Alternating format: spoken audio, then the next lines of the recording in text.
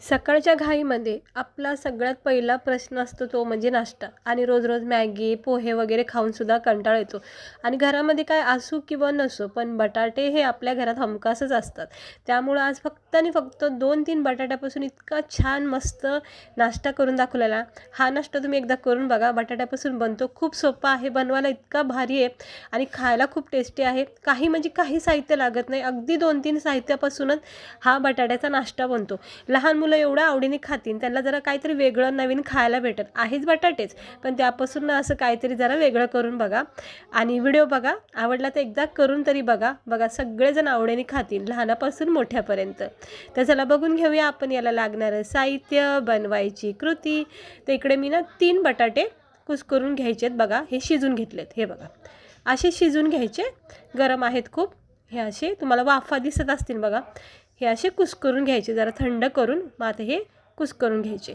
त्यानंतर इकडे मी थोडी कोथिंबीर घेतली, थोडासा लाल मिरचीचा कूट घेतला आहे, तुम्ही हिरव्या मिरच्यासुद्धा बारीक चिरून घेऊ शकता.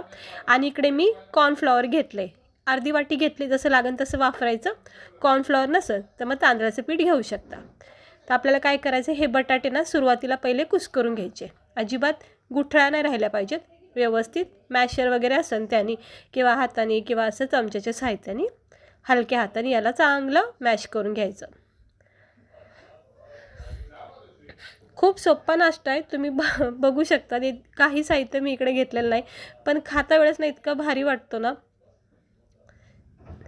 हे असं जरा सगळे बटाटे बघा मस्त मॅश केलेले आहेत. बटाटे चांगले शिजले की लगेच मॅश होतात.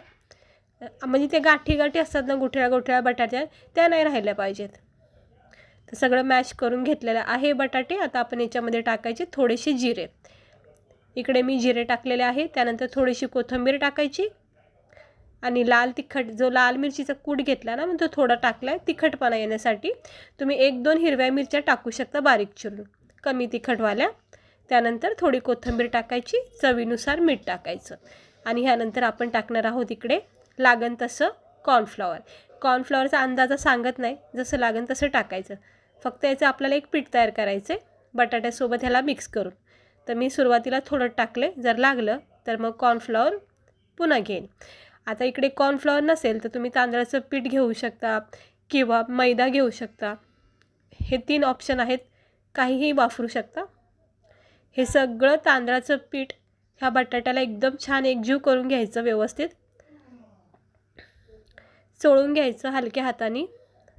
आणि असं बघा हे पीठ तयार होतं. स्वच्छ हात धुवून पीठ वगैरे तयार झालं की याच्यात छोट्या छोट्या गोळ्या करायच्या. आणि आता तुम्हाला याला टिक्कीचा आकार द्यायचा, म्हणजे गोल वाड्यासारखा ते असं देऊ शकता किंवा असे चौकोन आकार देऊ शकता. जसंही आवडेल तसं तुम्ही याला आकार देऊ शकता. तर मी जरा चौकोन करते, हे बघू शकता. आणि पातळ नाही करायचे, थोडीशी जाड लेअर ठेवायची. हे बघा याला मी जाड आकार देते, थोडा चौकोन आकार देते. हे बघा असं चौकोन आकार देते. तर हे चांगलं मी चौकोन आकार करते. हे अशा पद्धतीने बघा जमतंय.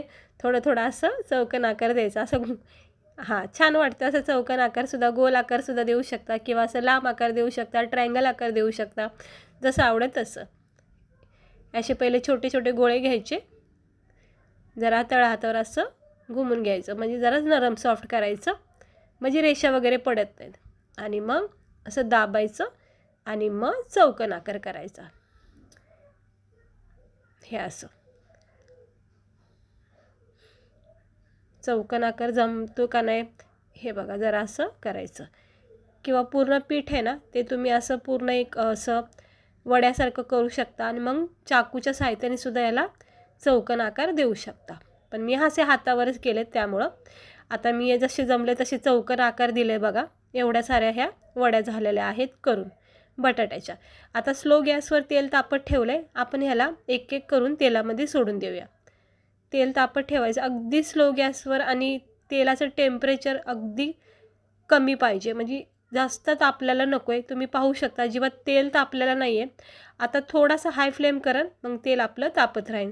सुरुवातीला अजिबात जास्त तेल नका तापून घेऊ, अगदी स्लो ठेवा. आणि हे सगळे सेट करून घ्यायचे, जेवढा पण आता पॅन तवा असेल त्यानुसार हे सेट करायचे. आणि लगेच ह्याला अजिबात पलटी नाही करायचं, थोडा वेळ द्यायचा, 1-1.5 मिनटं तरी ठेवायचं सुरुवातीला. म्हणजे आलटी-पलटी लगेच करायचं नाही. कसं ओलं असतं ना, ते चिटकलं असतं, त्यामुळं जोपर्यंत ते स्वतःहून सुटत नाही ना खालून, तोपर्यंत आपण ह्याला छेडखानी नाही करायची जास्त, म्हणजे आलटी-पलटी. त्याला जरा थोडा वेळ द्यायचं, रंग चेंज झालेला लगेच आपल्याला दिसून येतो आणि मग असं चेक करायचं पहिलं. पलटी नाही करायचं, अगोदर चेक करायचं. हे असे सुटले गेले की मगच पलटी करायची. काय होतं, उगाच आपण एवढी मेहनत गेली ती वायाला जाईल, त्यामुळं जरा जपूनच करायचं.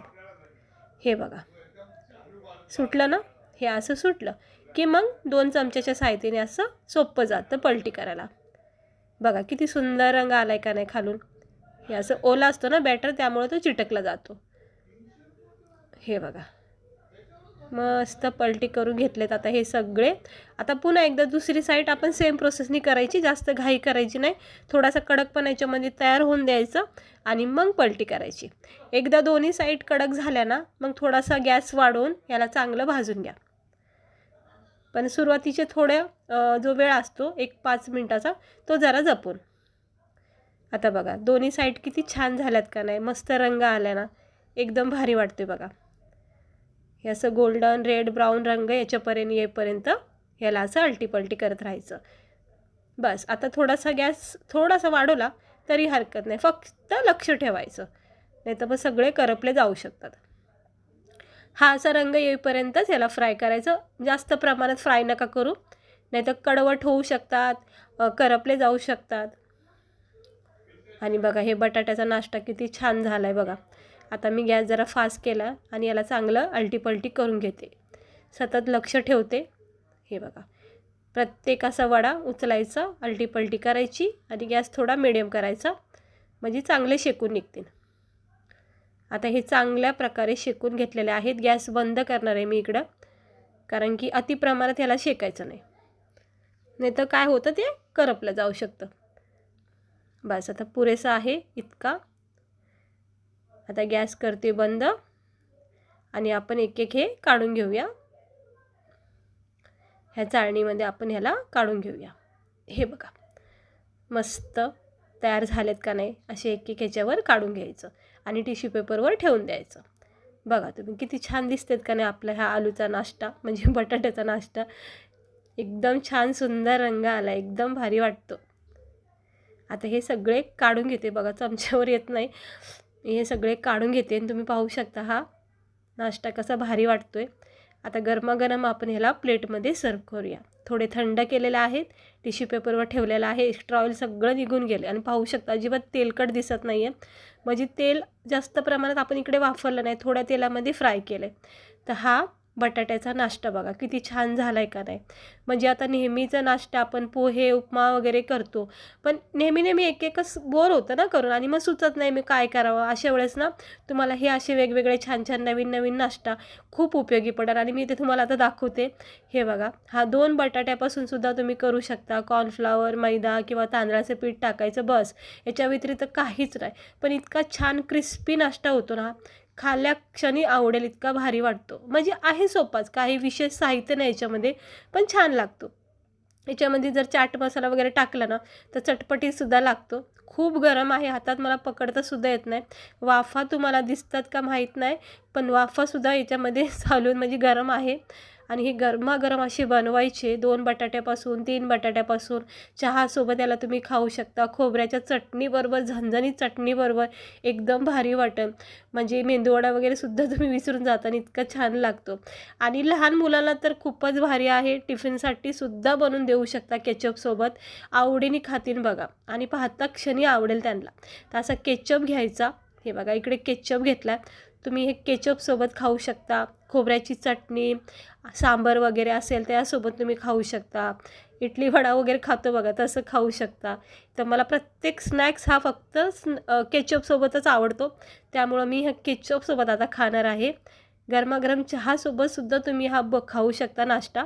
खूप भारी वाटतो, इतका छान. वरचा जो क्रिस्पीपणा आहे ना आणि आतला जो नरम सॉफ्टपणा बटाट्याचा जाणवतो, तिखटपणा आहे थोडासा, एकदम भारी वाटतो. करून नक्की बघा, लहान मुलांना देऊन बघा, बघा किती आवडीने खातील. टिफिनला जरी दिलं तर टिफिन हा मोकळाच येणार. खूप भारी वाटतं. जरा वेगळं पण काहीतरी त्यांना खायला भेटन, बघायला भेटन. हे बघा मस्त झालं का पापड बघा, वरचा किती क्रिस्पी आणि आतून मस्त बटाट्याची स्टफिंग. तर खूप छान झालेलं आहे. मी आता खाऊन घेते. तुम्ही पण या सगळ्या खायला नाश्ता एकदा नक्की करून बघा. व्हिडिओ आवडला असेल तर लाईक करा, चॅनेलला सबस्क्राईबर करा. असे छान छान मस्त मस्त वेगवेगळे नाश्ता रेसिपी तुम्हाला दाखवत राहणार आहे. तर चला आता मी घेते खाऊन, म्हणजे फिनिश करून.